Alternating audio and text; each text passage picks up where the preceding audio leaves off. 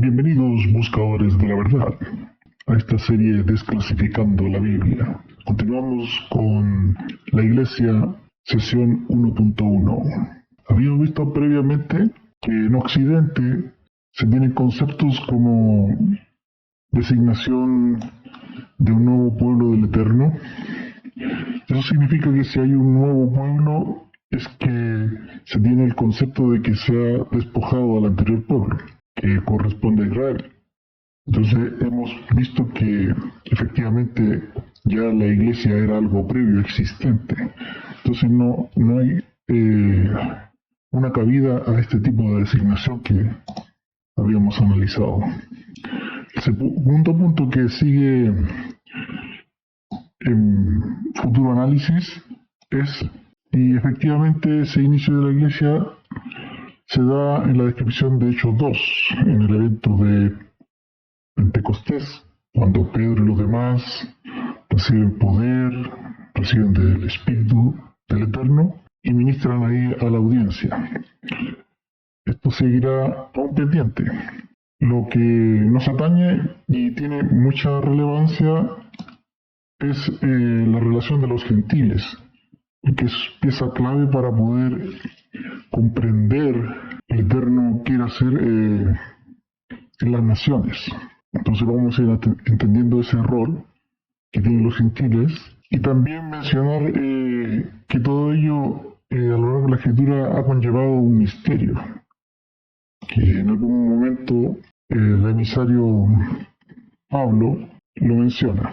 Bueno, vamos a tener un pasaje inicial que es Efesios 3:6, que dice acá que los gentiles sean juntamente herederos e incorporados, es decir, cuando alguien se incorpora es alguien que se integra, ¿cierto? Incorporados y consortes de su promesa en el Mesías o en Cristo por el Evangelio. Entonces acá cuando habla de los gentiles es de la raíz del término étnicos, la explicación aquí que dice vivir como gentil. Todas las naciones tienen una forma de vivir y esa forma de vivir está muy marcado por las costumbres y el desarrollo que ha tenido ese país o ese grupo étnico o esa nación o ese pueblo.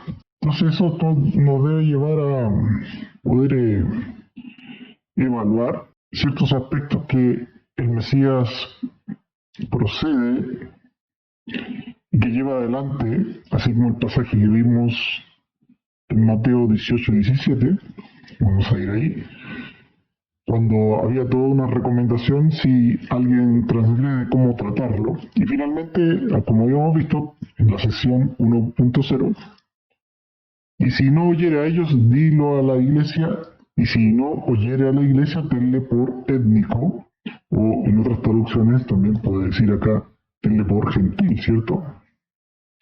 Y publicano, es decir, en un sentido peyorativo. Y es el Mesías el que así lo está aplicando. Yo partí hablando en la introducción acerca de que los gentiles son coherederos para que no se malentienda el enfoque que va a tener esta sección o esta clase. Acá, cuando se refiere a gentil, se refiere a una forma de vida distinta a la que debiera ser la norma para los miembros de la iglesia o, como ya hemos visto, la cajal. Comportamientos ajenos, foráneos. Entonces, eso tiene mucho sentido con el sentido de gentil, de foráneo. El Mesías también en Mateo 5:46-47, habla de una comparativa en que tu justicia y tu forma de proceder tiene que ser de una mayor altura y primeramente aquí compara, porque si aman a los que les aman, ¿qué recompensa tendrán? ¿No hacen también lo mismo los publicanos?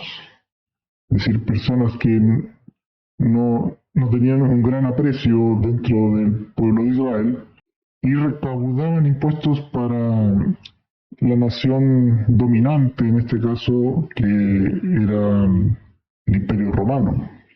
Y si saludan a sus hermanos solamente, es decir, a sus pares o a los mismos integrantes, recuerde que acá el Mesías está hablándole a sus discípulos que son judíos en aquel entonces, ¿cierto?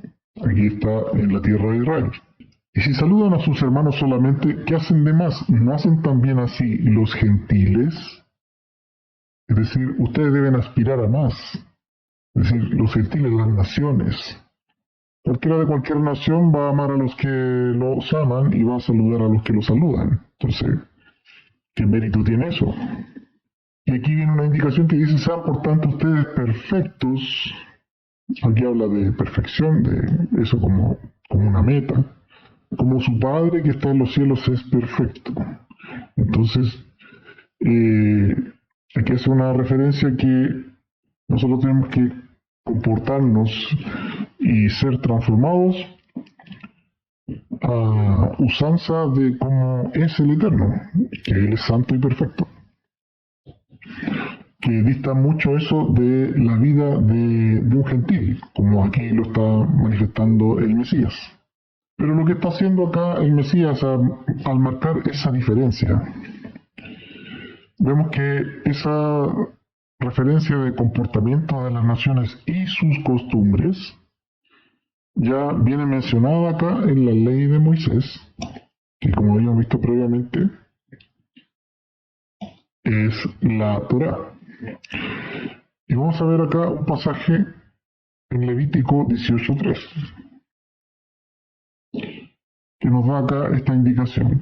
No harán como hacen en la tierra de Egipto, en la cual moraron, es decir, el comportamiento que debe tener el pueblo no debe ser como el comportamiento de los egipcios, ni su forma de vivir, ni sus costumbres, ni su forma de adorar, ni a quién adorar tampoco, en la cual moraron, ni harán como hacen en la tierra de Canaán, ni harán como hacen en la tierra de Canaán, en la tierra a la cual van a dirigirse, pasado el desierto, a la cual yo les conduzco, ni andarán en sus estatutos, ni andarán en sus estatutos.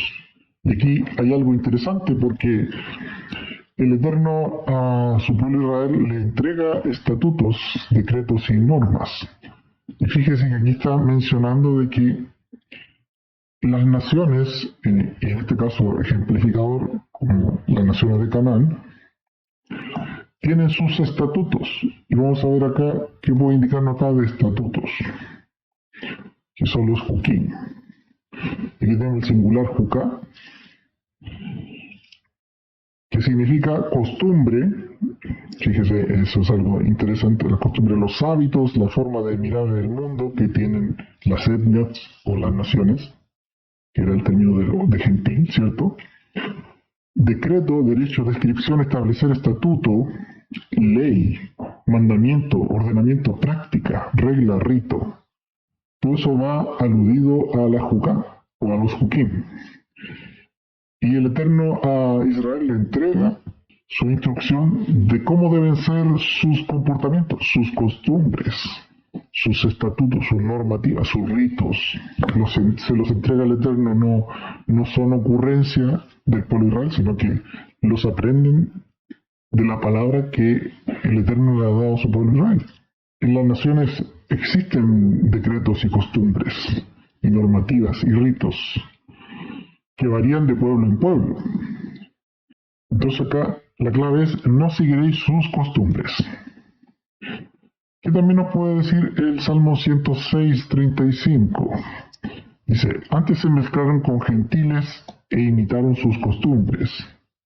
Dice que no destruyeron a pueblos que el Eterno les dijo, antes se mezclaron con las naciones. Esa mezcla es dañina. Al Eterno no le agrada esa mezcla. Y aprendieron sus obras y sirvieron a sus ídolos. Es decir, cuando se genera esa mezcla, se genera contaminación y se genera idolatría, costumbres foráneas y ajenas a lo establecido por el Eterno. Una nación cualquiera, sus costumbres, sus hábitos, su forma de creer y de ver las cosas, para ese pueblo es de lo más normal hacer las cosas así. Entonces están habituados a vivir de esa manera y lo validan, lo normalizan. Pero con los seguidores del Eterno, en este caso acá estamos viendo el pueblo de Israel, no puede ser así. ¿Qué pasa con esa mezcla? Los cuales fueron causa de su ruina. Es decir, se perjudica el pueblo en la medida que se generan esas mezclas con esas costumbres.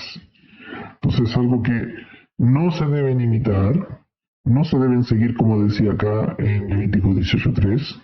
Podemos ver también los profetas, como Jeremías, diciendo acá, vamos a ver en esta otra versión, la Biblia textual, dice, así dice el Eterno, no aprendáis el camino de las naciones. Entonces es algo que no se debe indagar, no se debe aprender, no se debe tener curiosidad por ello. Pero el camino de las naciones, aquí vamos a ver que esto se refiere, cuando habla de las gentes, habla de Goí, o como veíamos en el Nuevo Testamento, de los gentiles, que ya vamos a llegar a este término, ¿cierto? Vamos a tener un adelanto acá, dice nación extranjera, de aquí gentil, también manada de animales o enjambre de langosta, es decir, de multitud también puede atribuirse. Gente gentil, habitar, nación, campo, pueblo. Entonces no aprendáis el camino de las gentes, no aprendáis el camino de las naciones, ni os turbéis por las señales de los cielos, aunque los gentiles se turben por ellas. Es decir, no porque unos actúen de una manera y les sea muy normal, significa que para ti, como temeroso del cielo, sea también normal para ti, no corresponde. Que aquí detallan costumbres que tienen las naciones, como la adoración de la sachera, de los árboles idolátricos, porque las costumbres de los pueblos son vanidad. Así es valorado por el Eterno las costumbres de los pueblos de las naciones, foráneas, fuera de Israel. Y aquí describe una de esas formas de comportamiento. Pues se corta un árbol del bosque, la mano de artífice lo labra con herramienta, lo adorna con plata y oro, lo sujetan con clavos y martillos para que no se tambalee. Son como poste en un pepinar. No hablan y ciertamente tienen que ser cargados porque no pueden andar, no tengan temor de ellos, porque ni pueden hacer mal, ni para hacer bien tienen poder. Bien, acá hay una costumbre de estos pueblos gentiles, y aquí corta un árbol del bosque, es decir, un árbol que lo sacan de su lugar establecido, y hay un artífice que aquí lo labra con herramientas, es decir, se prepara, se adorna. Y acá lo adornan con plata y oro. Puede ser otro tipo de mecanismo de adornos también. Pero el objetivo es adornarlo, decorarlo. Y lo sujetan para que no se tambalee. Entonces, ¿dónde podemos ver este tipo de costumbres? Son costumbres antiguas que vienen de la adoración en Babilonia.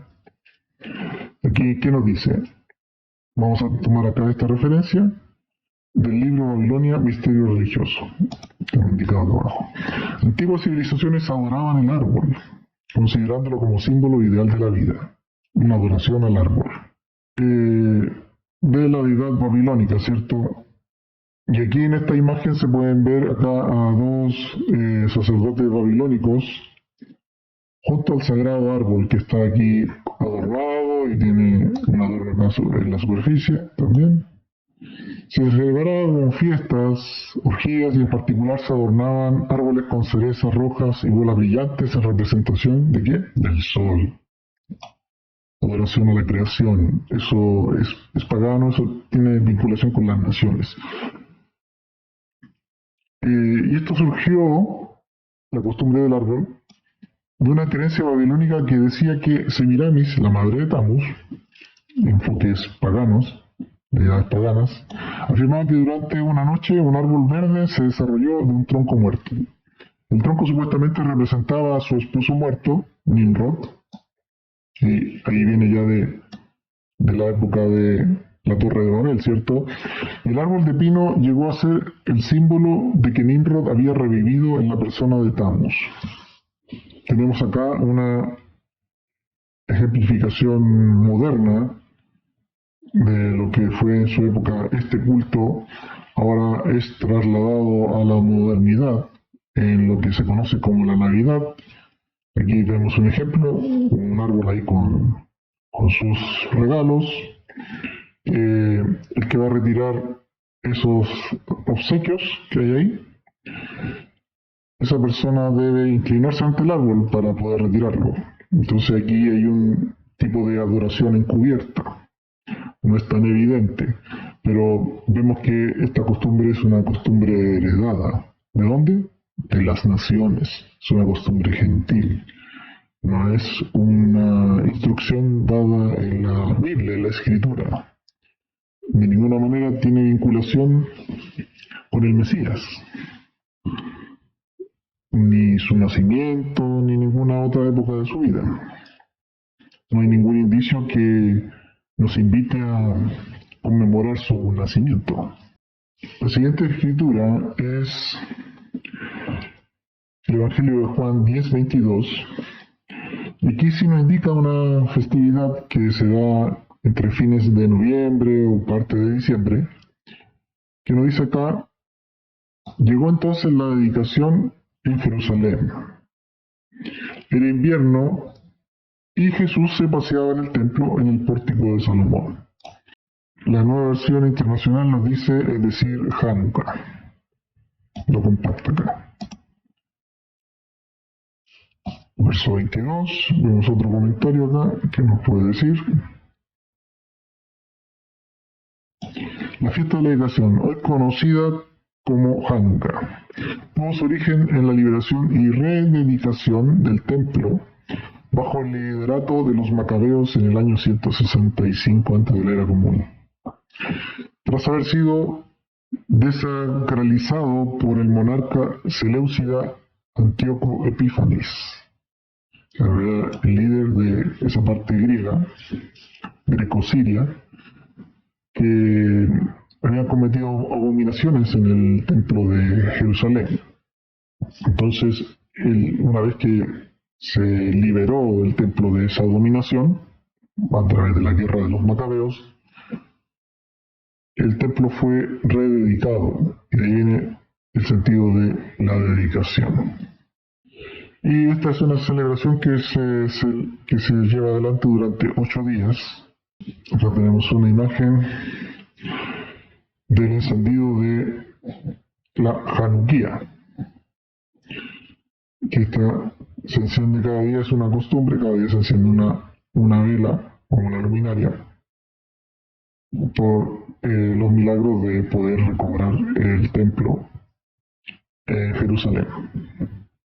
A raíz de todas esas menciones, ¿qué podemos decir? Puede ser la costumbre de los gentiles la base o el estándar de referencia para la vida de santidad o en santidad. ¿Puede ser la base? Claramente no. La base tiene que ser el Eterno y su palabra, y ya le ha placido depositar esa palabra, sus instrucciones, sus juquín, como vimos, sus estatutos, su ley o sus mandamientos, los ha depositado en el pueblo de Israel. Y podemos decir que, si bien es cierto, Abraham fue gentil antes de recibir el llamado y las promesas, ¿cierto? Él había sido incircunciso, pero una vez que entró en el pacto, él se circuncidó, y tanto en su proceso de gentil como después como una persona fiel al Eterno, en todo su proceso tuvo un recorrido de fidelidad a la instrucción que iba recibiendo del Eterno. Entonces eso deja en claro que la fuente de donde recibir lo verdadero es el Eterno y su palabra. Entonces, el vivir conforme a su palabra, evidentemente va a connotar un desenvolvimiento y un estilo de vida distinto a las costumbres de las naciones, porque las naciones no recibieron la palabra del Eterno. Bien, vamos a ahora avanzar con el significancia de goí, de gentil. Vamos a ver qué nos dice el diccionario de Bain. ¿Qué nos dice acá? Goí, nación, pueblo, gentiles, como esencia. Se refiere a un pueblo o a una nación, que evidentemente va a tener un comportamiento que los caracteriza, casi siempre con matices de identidad cultural y de integridad territorial o gubernamental. Es decir, si todos corresponden a un estilo de vida dentro del mismo territorio, van a compartir esas mismas costumbres por consecuencia. Que hay promesas dadas por el Eterno. Promete a alguna persona hacer de él una nación grande. Ese es Abraham, poderosa y numerosa.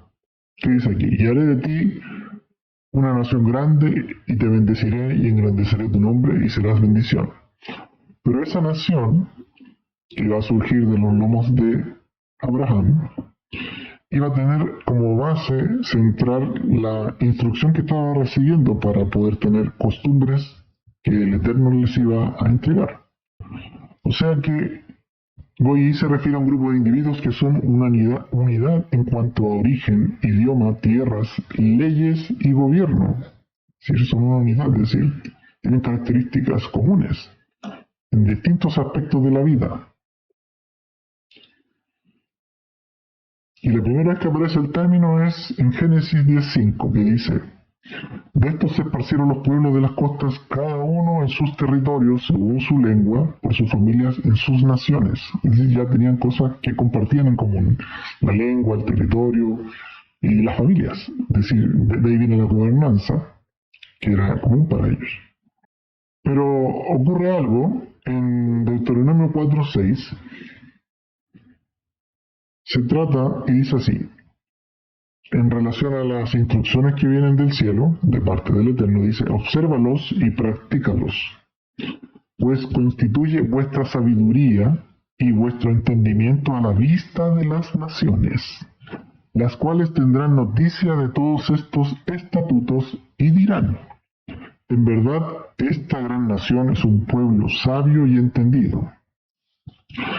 ¿Y eso en qué medida se da? En la medida que se observen y se practiquen esas instrucciones, esas regulaciones, estatutos dados por el Eterno. Y los da a través de Moisés, principalmente, y de donde viene la ley de Moisés. Entonces se trata no de una unidad política nacional, sino más bien de unidad religiosa. Esta que estamos viendo acá en Deuteronomio 4:6, sabiduría, percepción, leyes justas y en particular de su relación con el Eterno. Entonces mantiene ese vínculo y esa condición de ser diferente es por la relación para con el Eterno, de haber obtenido esta revelación y estos estatutos y estas leyes y preceptos que como unidad completa hacen a Israel una nación diferente al resto de las naciones. Entonces, acá dice algo muy, muy interesante, muy importante en este comentario. La grandeza de Israel se debe no a que sea Israel por sí mismo, sino que se debe a la grandeza de su Elohim, del Eterno, y a los grandes hechos que ha realizado en pro de este pueblo y a través de él. Entonces los milagros son del Eterno. Y Él es el que le ha placido entregar la palabra a su pueblo.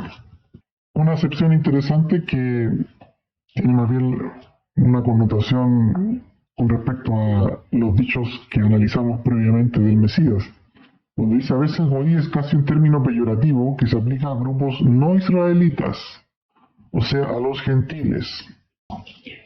Y no hay que perder de vista que, sin embargo, esta expresión negativa no siempre está presente al hablar de los gentiles. Bueno, acá dice, porque desde la cumbre de las peñas lo veo, aquí está refiriéndose a Israel, desde las colinas lo diviso, he aquí un pueblo que ha de habitar solitario y que no ha de ser contado entre las naciones. Eso está en número 23:9. Por otro lado, como dice acá, para hacer una bendición a todas las naciones, la promesa, las palabras que se le habían dado a Abraham, dice, y serás bendición, como le decía ahí en Génesis 12:2, ¿cierto? En su calidad de nación santa y reino de sacerdotes, Israel tendría que servir de instrumento para declarar la salvación a las naciones gentiles, como propósito de ser una nación sacerdotal, de ministrar al resto de las naciones, hasta que reconozcan la soberanía del Eterno.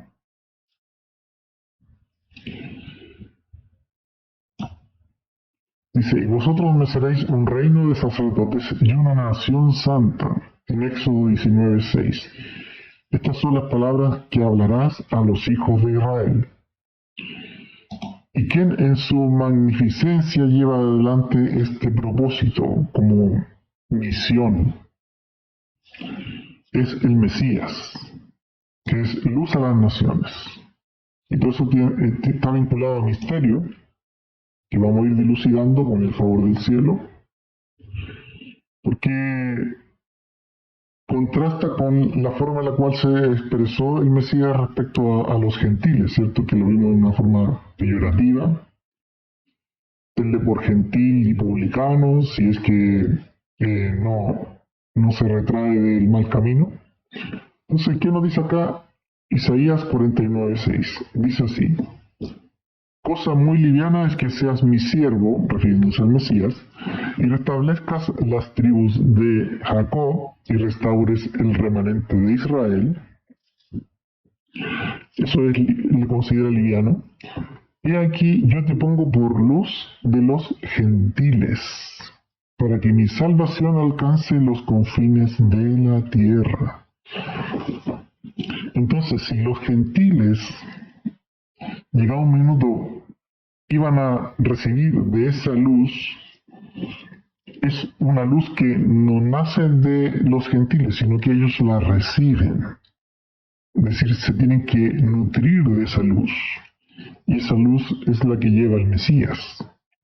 Entonces, y a eso me refiero con él y toda su enseñanza que él lleva para que pueda ser recibida. Y no que los gentiles fuesen a crear una luz propia, sino que ellos tienen que alimentarse de la luz que viene del Mesías. Y eso, como vemos en el pasaje de Isaías 49:6, está vinculado a una labor que realiza él como principal de Israel, de restaurar el remanente de Israel, como estamos viendo acá en este verso. Y además, también luz a las naciones. Y que esa salvación alcance hasta los confines de la tierra. Entonces aquí hay un propósito en el cual Israel, como nación sacerdotal, como estamos viendo acá en Éxodo 19:6, que decía acá, y vosotros me seréis un reino de sacerdotes, de ministros, ese es el sentido, y una nación santa. ¿Se acuerda que había otro verso que decía, que van a decir las naciones? ¿Qué dirán? En verdad, esta gran nación es un pueblo sabio y entendido, como decía en Deuteronomio 4:6. Entonces, que esa sabiduría y entendimiento sea a la vista de las naciones. ¿Y quién más que el Mesías para poder alumbrar a todo el resto de naciones? Vamos a ver otro pasaje de Jeremías 16:19. ¿Qué nos dice acá?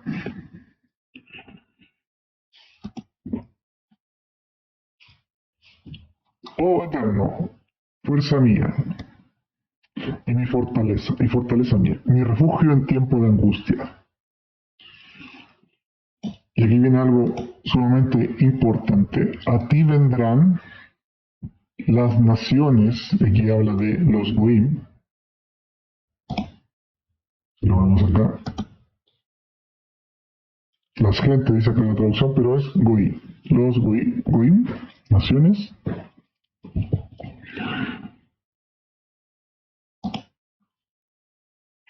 A ti vendrán las naciones desde los extremos de la tierra, diciendo, y esto es, también era, para aquel entonces era algo futuro, era profético.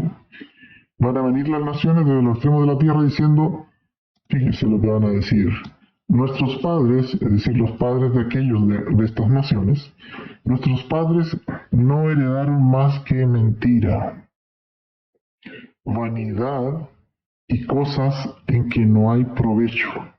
Eso van a decir estas naciones cuando vengan al camino del Eterno. Nuestros padres no heredaron más que mentira, vanidad y cosas en que no hay provecho. Es decir, claramente identifica a las naciones con costumbres foráneas que no son del agrado del Eterno, y además los mismos miembros de estas naciones se dan cuenta de la herencia que habían tenido, que no era una herencia apropiada, pero vendrán, dice, desde los extremos de la tierra. Entonces, a raíz de todo esto, les puedo dejar las interrogantes. Por ejemplo, si los gentiles que se vuelven al Eterno, como los que estamos viendo acá en Jeremías 16-19, siguen viviendo como las naciones de la tierra y sus costumbres, es decir, que no se dan cuenta que lo que habían heredado era mentira, vanidad y cosas que no hay provecho, no tiene sentido que lo sigan viviendo. Entonces, si la siguen viviendo es porque no han cambiado. Pero esta profecía hace mención a que la gente de estas naciones sí se dan cuenta de que todo eso fue engaño, vanidad y cosas sin sentido. Entonces, según lo que hemos abordado, ¿qué se debe abandonar? Todas aquellas costumbres, todas aquellas formas de vivir. Si te has vuelto al Eterno y tu vida sigue siendo como los que aún no lo hacen, como tu forma de vivir es como el resto de las naciones, es porque en realidad no se ha dado ese cambio. Se sigue viviendo como un foráneo. Y eso es lo que debe cambiar. Entonces, esto también nos ayuda a esclarecer que no está teniendo mucho asidero el concepto de iglesia gentil, precisamente por su esencia y vida gentil, foránea. Recuerde, el pueblo del Eterno no debía seguir las costumbres de las otras naciones, sus estatutos, sus ritos, su forma de vida. Vemos que no está haciendo mucho sentido el concepto de iglesia gentil, y además viendo que el Mesías tiene una referencia muy marcada hacia el gentil cuando lo compara con el publicano, en el sentido de no, y el mismo gentil de no andar conforme a la verdad. Hay un aspecto que se da con Pedro, vamos a reforzar este concepto. Él, en un minuto, en algún momento, él recibe una revelación, recibe un conocimiento fresco del cielo. En algún momento, él se le muestra una visión, ¿cierto? Está en Hechos 10, la visión de un lienzo con todo tipo de animales, de todo tipo, reptiles, aves y cuadrúpedos, todo tipo de animal. Y él tiene que recibir esa visión para poder, en base a esa revelación, tener su primer acercamiento al mundo gentil, su primer acercamiento en forma religiosa. Y vamos a ver qué nos dice ahí en Hechos 10:28. ¿Qué nos dice aquí? Y les dijo, cuando visita a Cornelio con los suyos, porque lo mandan llamar, ¿cierto? No vamos a entrar tanto en detalle en ese aspecto. Y le dijo, vosotros sabéis cuán abominable es para un varón judío reunirse o asociarse con un goy, con un gentil, con un extranjero. Entonces, vemos que a la luz de los textos como Levítico, que habíamos visto previamente, como Levítico 18:3, dice, ni haréis como hacen en la tierra Canaán, a donde yo estoy conduciendo, no seguiréis sus costumbres, las costumbres de los extranjeros, como decía el Salmo 106, ¿cierto? Antes se mezclaron con gentiles e imitaron sus costumbres. Entonces, cuando uno tenía un enfoque piadoso, iba a evitar ese tipo de costumbres o asociaciones. Entonces, dice acá, cuán abominable es para un varón judío reunirse o asociarse con un extranjero. Y aquí es un foráneo, sinónimo acá va a ser de gentil, alófulos, extranjero, gentil. Llegamos a abordar una clave importante. Pero el Eterno me ha mostrado, y aquí fíjese, lo vincula con la visión, me ha mostrado, ¿qué cosa? Que no llame común o inmundo a ningún hombre. Entonces hay algo que se le está dando en revelación a él que no se tenía la concepción clara. Lo que sí se sabía era de que el siervo, el Mesías, iba a ser luz a las gentes, a las naciones, pero no se tenía plena claridad en qué momento eso iba a ocurrir y de qué manera. Entonces, todo eso eran alusiones a algo que se iba a gestar en algún momento. Y hasta este minuto aún no ocurre, hasta este minuto de la historia. Dese cuenta. Y como adelanto, ya Hechos 2 ya aquí ya ocurrió. Estamos aquí en Hechos 10. ¿Se acuerda una de las premisas que teníamos? Que esta premisa decía, el inicio de la iglesia se describe en Hechos 2.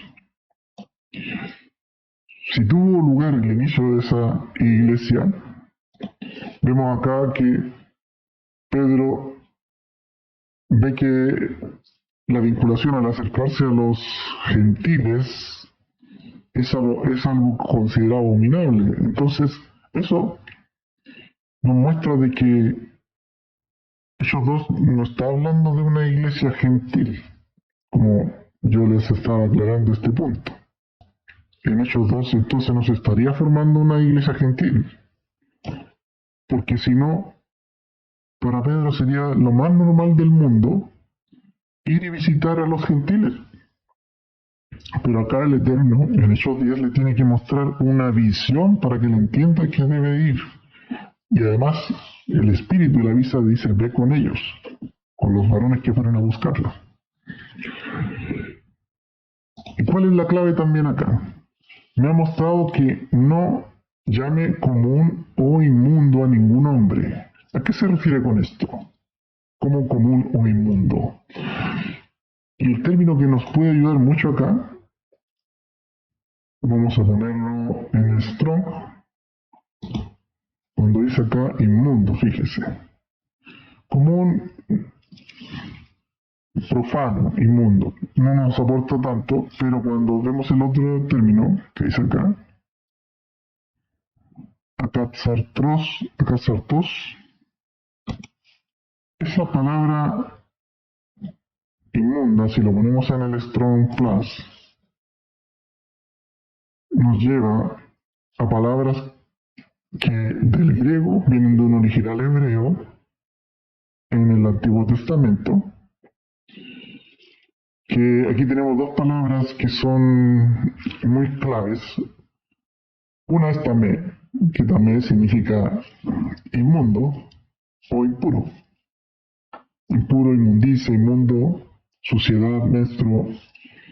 Pero hay otra palabra que es taer, acá nos dice que, acá está marcada, o taor, y taer es brillante, puro, declarar expiación, limpiar, limpio, purificación, purificar, y tiene que ver también con limpiar. Entonces, que no llame común o inmundo, como le decía en el lienzo, dice a lo que yo he limpiado, a lo que él ha dejado o dejará traer. Entonces la condición de inmundo eran los reptiles, ¿cierto?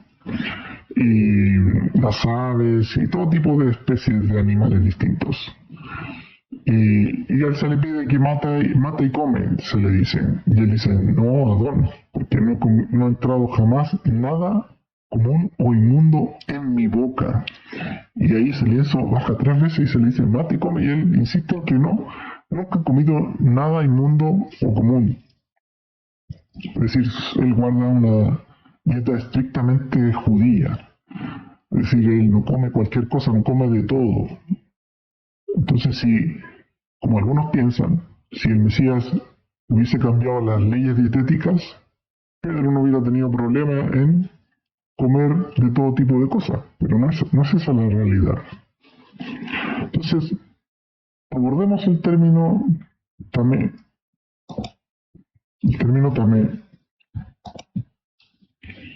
y lo vamos a ir a la concordancia King James, que nos muestra muchos versos en los cuales aparece la palabra tamé.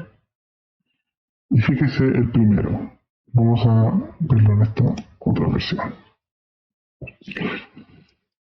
Si alguien toca cualquier cosa impura, ya sea el cadáver de una fiera inmunda, imagínense el lienzo con esa fiera inmunda, dice, si alguien toca cualquier cosa impura, es decir, ni siquiera tocarlo, menos comerlo,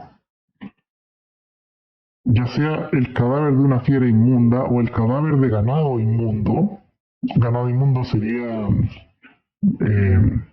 leones, tigres, camellos, otro tipo de animales. O el cadáver de un reptil inmundo, aunque no lo sepa, será impuro y culpable. Entonces vemos por qué la precaución de Pedro de no comer de esas cosas que se le ofrecían en el lienzo. Entonces sería una transgresión. Vemos los pasajes de Levítico 11, donde habla de los alimentos permitidos y también los inmundos, o también. Los taor, los puros, y los inmundos también. Dice acá, Levítico 11, 4 al 8, dice, sin embargo, de los que rumia no tienen pezuña hendida, no comeréis estos, el camello porque rumia, pero no tiene pezuña hendida, será inmundo para vosotros. El conejo porque rumia, pero no tiene pezuña hendida, será inmundo para vosotros. Y la liebre, porque rumia, pero no tiene pezuña hendida, será impura para vosotros. También el cerdo, aunque tiene pezuña y es de pezuña hendida, no rumia, será inmundo para vosotros. De su carne no comeréis ni tocaréis sus cadáveres, son inmundos para vosotros. Entonces vemos que Pedro, cuando se le da esta visión del lienzo, es fiel a estos preceptos, a esta instrucción. Dice, no, Adón, no jamás ha entrado nada inmundo en mi boca. Vemos otro tipo de estos animales que también figuraban en el lienzo.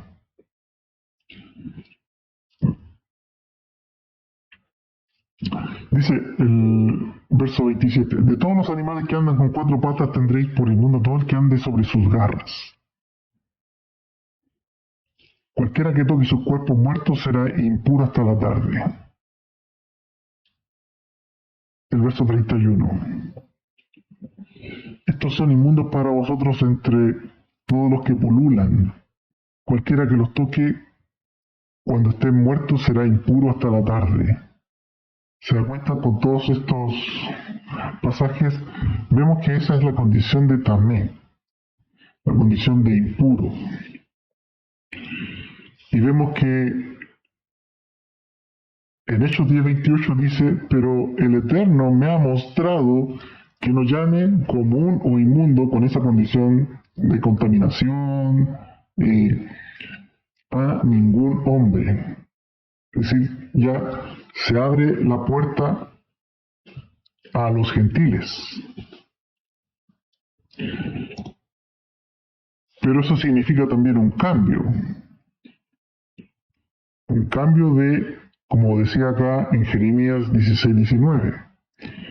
Dice, a ti vendrán las naciones desde los extremos de la tierra diciendo, nuestros padres no heredaron más que mentira, vanidad y cosas en que no hay provecho. Es decir, todo un estilo de vida impuro, incorrecto. ¿Qué podemos ver también en los profetas? En Zacarías 8:23, en relación a qué paso deben hacer, porque acá estos gentiles que contactan a Pedro se están instruyendo de él como judío. Entonces, él le lleva un mensaje, dice, queremos escuchar de ti, palabra del Eterno, tú tienes palabra para darnos. Entonces, ¿qué pasa en Zacarías 8:23? Así dice el Eterno Sebot. En aquellos días acontecerá que 10 hombres de todas las lenguas de las naciones, aquí, adivinen qué ocurre acá, son los gentiles. De las gentes son los goim.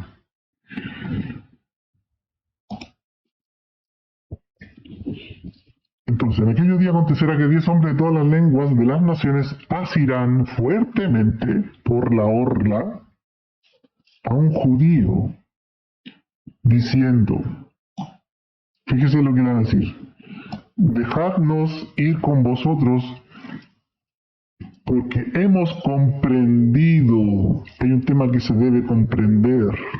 Si no se comprende, no se va a poder dar ese paso. Hemos comprendido que el Eterno está con vosotros. Entonces, eso apunta a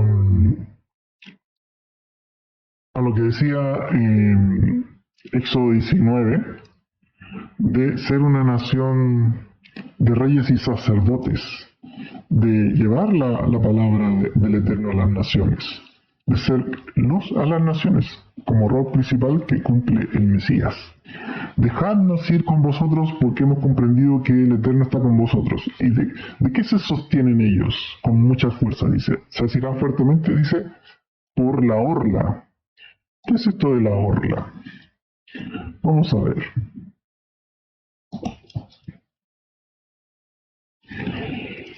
Aquí dice, la falda no es tan apropiada la traducción. Aquí viene de canaf. Vamos a ver Strong en español. Canaf, arista, filo, extremidad, ala, borde, ya, el borde de algo, ¿cierto? El borde de la vestimenta. Vamos a ver acá ese término borde aquí.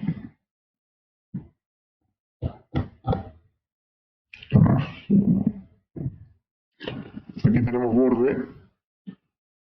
Tenemos números 15:38. ¿De qué se van a decir estos 10 varones de las naciones? ¿Por qué 10? ¿Qué apunta eso? El número 10 apunta a la totalidad. Entonces van a venir las naciones a recibir palabra del Eterno, que la va a transmitir Israel. ¿Qué decía acá esta borla? Habla a los hijos de Israel, número 15:38. Habla a los hijos de Israel y diles que se hagan pezuelos en los remates de sus vestidos.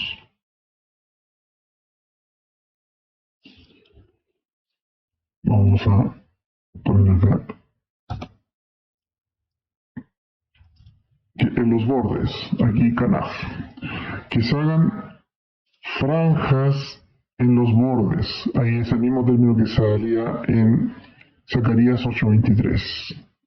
Canaf. En los bordes. Y las franjas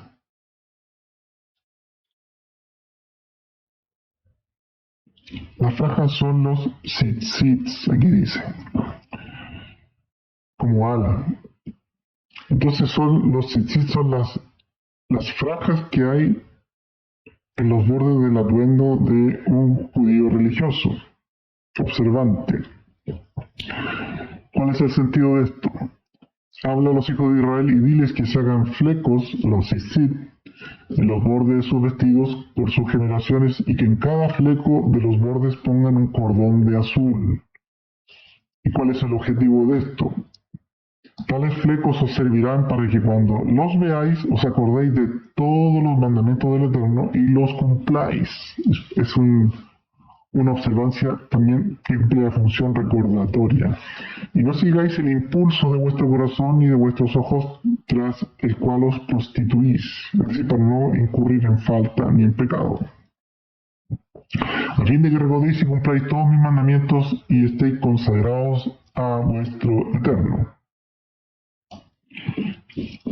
Interesante. Entonces, Zacarías 8:23, vienen acá 10 hombres, en una representación de la totalidad, 10 hombres de todas las lenguas, de las naciones, de distintas lenguas, asirán fuertemente por el borde del tzitzit a un judío, diciendo, dejadnos ir con vosotros, porque hemos comprendido que el Eterno está con vosotros. Y aquí le voy a dejar puesta la imagen de un tzitzit, bueno, varios tzitziot. Hay unos con el correspondiente azul y otros tradicionales en blanco. Bueno, si uno quiere ser fiel a lo que instruye la palabra, lo apropiado es colocar el tzitzit con el azul, con el gelet, se conoce. Muy bien, buscadores de la verdad, concluimos esta sesión, la Iglesia 1.1, que les sea de agrado y de edificación.